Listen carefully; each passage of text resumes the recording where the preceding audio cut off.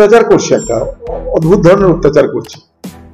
মানে এবার লোকসভায় ভালো রেজাল্ট করার পর হাতির পাঁচ পা দেখছে তৃণমূল, ভাবছে যা খুশি তাই করা যেতে পারে, লোকে তো ভোট দেবেই, লোকে ভোট দেবে, অতএব যা খুশি তাই করবার লাইসেন্স হয়ে গেছে। তো হকাররা তো সাধারণ মানুষ, তাদের উপরে জুলুম করার কি আছে? আলোচনা করে, কথা বলে, পরিকল্পনা করে হকার সরানো যায়, পুনর্বাসনের মধ্যে দিয়ে হকার সরানো যায়, দিয়ে জোর জুলুম করে করে যা খুশি তাই করবার মানসিকতা কেন তৈরি হচ্ছে? আপনাকে লোকে ভোট দিয়েছে মানে এটা নয় জুলুম করবার লাইসেন্স দিয়েছে। আপনাকে লোকে ভোট দিয়েছে এই কারণে যে আরো ভালো করে বাংলা চালানোর জন্য।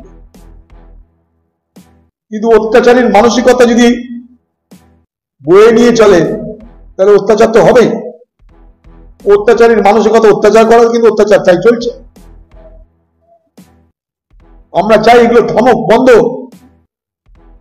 মুখ্যমন্ত্রী একই ব্যক্তি নানা রকমের মেসেজ দিচ্ছেন তিনি তার প্রশাসনকে, কোথাও বলছেন থামো, কোথাও বলছেন থেমো না, কোথাও বলছে ভাঙো, কোথাও বলছে ভেঙো না, ভাঙার পর বলছে এবার থামো, ভাঙার আগে বলছে থেমো না।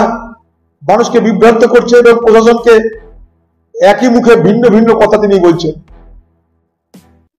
তার নির্দেশের মধ্যে সঠতা, চালাকি, প্রতারণা লুকিয়ে আছে, তাই এই ধরনের ঘটনা ঘটছে।